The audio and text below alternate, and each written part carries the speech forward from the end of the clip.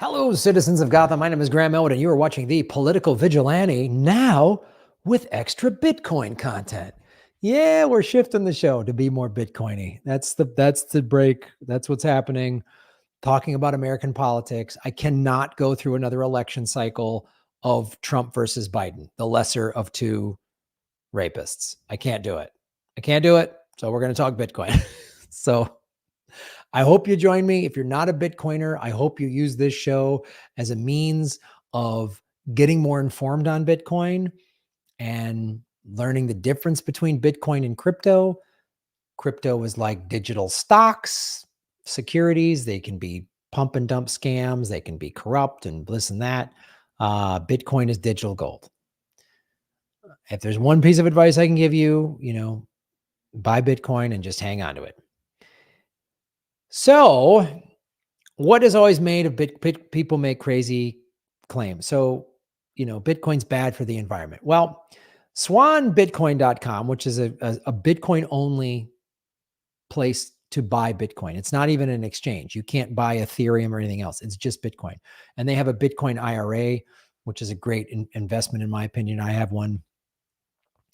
And it's a traditional IRA, right?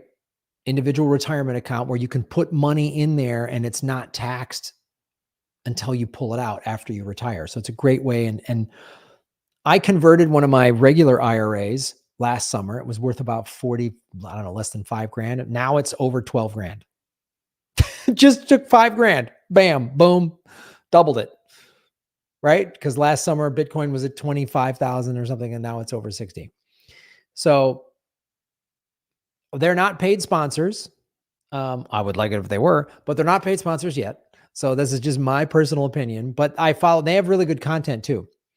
So they made this video and they put it on Twitter. I highly recommend you follow them, showing, since it's Earth Day, today is Earth Day. And I'm an environmentalist. I drive an electric car. I do not, if you're a Bitcoiner, that means you're against the central banks. If you're against the central banks, you should then know that the central banks support the military industrial complex and they support the fossil fuel industry. The fossil fuel industry and the military industrial complex, they are excellent bedfellows. As the late, great George Carlin said, the United States of America is a oil company with an army. So we're going to show, thanks to Swan, which is worse for the environment, gold or Bitcoin. And I love debunking people like Liz Warren, like Bitcoin's bad for the environment, blah, blah, blah, blah, blah, blah. So here we go. Today is Earth Day. So we take a look at two popular stores of value, gold and Bitcoin, and compare them and look at both of their environmental impacts. And just like we can bet on finding more gold every 4 years, we can bet on Bitcoin supply issuance getting cut in half every 4 years, thanks to events like the halving, instilling more and more confidence to global users who invest in Bitcoin. One thing we can also bet on is the value of fiat currency continuing to go down over time. For this reason and several others, we explore exactly why Bitcoin has a use case or real-world utility. Welcome to the Bitcoin Daily Show. I'm Dante Cook, head of Swan Business. I just wanted to start off today's episode by saying thank you. You helped us to do something that was a goal of ours, but we didn't really share publicly, was getting to 100K before halving day. And no, I'm not talking about the price. You helped us get to 100,000 subscribers on this YouTube channel before our halving. And for that, we say thank you. If you continue to get value from these shows, like this video, share them with people who you want to learn more about Bitcoin, and also subscribe to the channel. And always, if you have questions about Bitcoin, just know that this isn't just a show that we put out there to attract more users and viewers. It's a way for us to educate millions of people about Bitcoin and its important and growing role in the society that we want in the future. So if you have questions, send me an email, daily@swanbitcoin.com, and I personally respond and answer these. And with that, let's get into it. Happy Earth Day, everybody.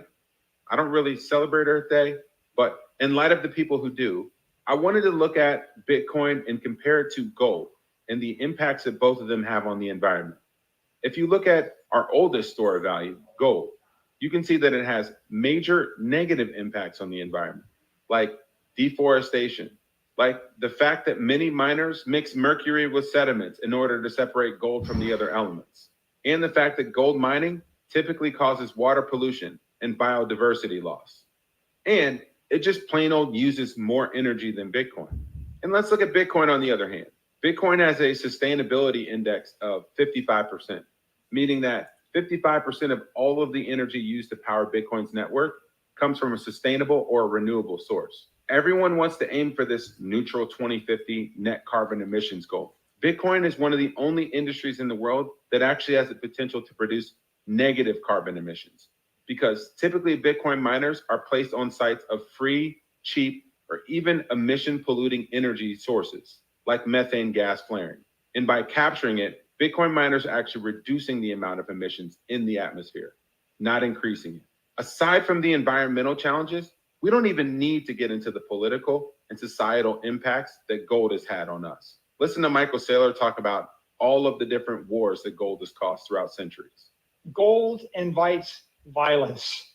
Alexander, gallivanted around the world to seize gold. Livy tells the story of 1,000 Roman sieges in order to steal the gold. Caesar sacked Gaul to take their gold. Kublai Khan seized the gold. Pizarro seized gold from the Incas. Cortez seized gold from the Aztecs. Charles I seized the gold from all the British nobles. The Prussians seized gold from the French in 1871. In World War I, everybody seized the gold. Lenin seized gold from the church in 1922. Roosevelt seized everybody's gold in 1933. Stalin seized the gold of the Spaniards in 1936. Churchill took everybody's gold in 1940 at the onset of the war. At Bretton Woods, the United States seized the world's gold and then, took it hostage. And then Nixon killed all the hostages in 1971. Gold's always getting seized. The problem is you can't secure gold. The cost to secure it goes up with the number of nodes or caches of gold, the value of the gold in the cache. It's regulated. You have to secure it with guns, people, steel, concrete, carbon. It doesn't scale. If you want to stress test it, you ask yourself the question, when I give this thing to 5 billion people, how much is it going to cost me? So gold transportation costs don't scale, because the more transactions, the more the value of the transactions, the more jurisdictions, brings more cost and more regulation, and you need guns, people, vehicles, and carbon. Is too expensive for most transactions. Gold audit won't scale, because the more nodes, the more transactions, the more value, the more cost, and the regulators get involved. It's very people intensive. It's infrequent, slow, it's unreliable. It's a risk factor. Gold security, transport, and audit are regulated by every nodal jurisdiction. They're corruptible, they're uncompetitive, they're antiquated, they're elitist, they're ineffective, and they're out of reach for 99.9% of the population. And speaking of Bitcoin and mining, on the epoch, or 840,000 block, the block space was so valuable that transaction fees amounted to 37.6 Bitcoin, or roughly $2.5 million. That's a record that people have paid to be included in the Bitcoin's block space. And people wanted to commemorate that moment. They did it in a number of different ways, which some can be considered controversial, which we'll get into in another episode. Ordinals, runes, and other things that may have contributed to higher transaction fees. But one thing is for certain, the supply issuance of Bitcoin got cut to 3 1/8 per block from 6.25. This is a complete contrast to gold, which we continue to find more of, like a volcano spewing $6,000 worth of gold every single day. Talk about an unlimited supply. We know exactly what's going to happen with Bitcoin's monetary policy, because its policy is written into code. And just like we know about Bitcoin's monetary policy, we know that we will continue to find more and more gold every single year. Bitcoin's monetary policy is dialed in, sort of like Scottie Scheffler right now, who's able to literally call the distance that his ball will go based upon the driver in the club that he's using. This is driver, start at 305. 303. There we go. New 3 wood. Let's go 268. So that we don't need to go to the golfing thing, but right, isn't that fascinating? So not only you just know what it takes to mine gold is way more dirty and uses carbon compared to, as we've talked about numerous times on this show, but it bears repeating because there's a lot of new people into the space. What Bitcoin miners are doing now, this is why Bitcoin mining is 55% of it is renewable.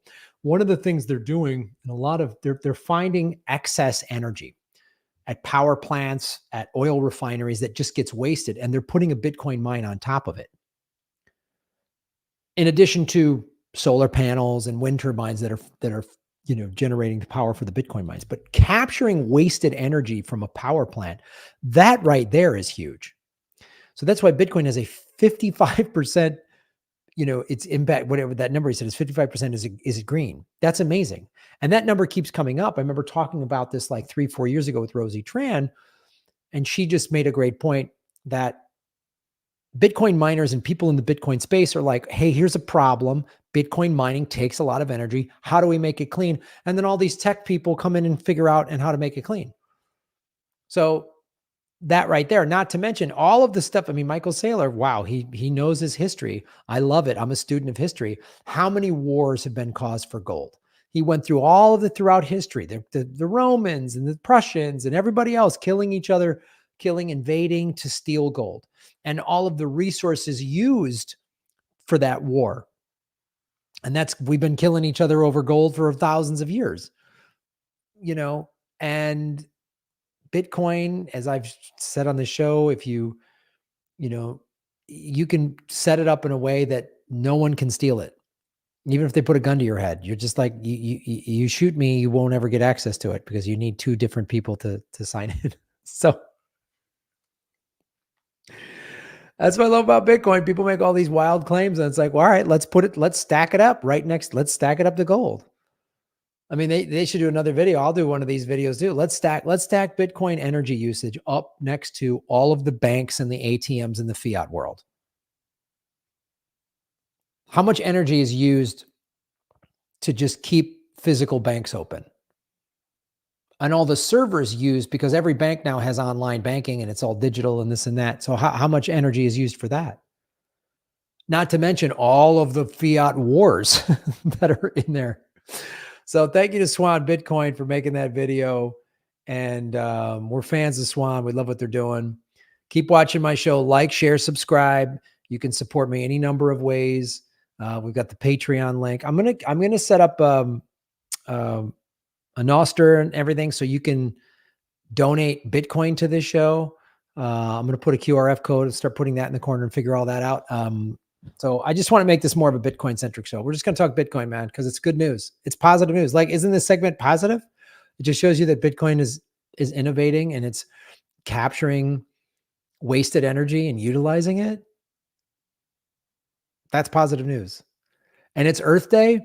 So Joe Biden has signed more drilling permits on public lands than Trump did. And Trump was awful for the environment. And Biden claims to be good for the environment, but he's awful.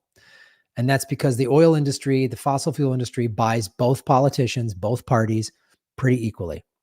They might spend a little more with Republicans sometimes, but for the most part, and both parties get equal money from the military industrial complex. And that's who's going to fund this dumb election between these 2 old corrupt jackasses. So, I mean, register to vote and all that, sure, vote, but buy Bitcoin, baby. And just hold on to it. Put it in cold storage. Don't keep it on an exchange. And that's what Swan Bitcoin does too. They tell people how to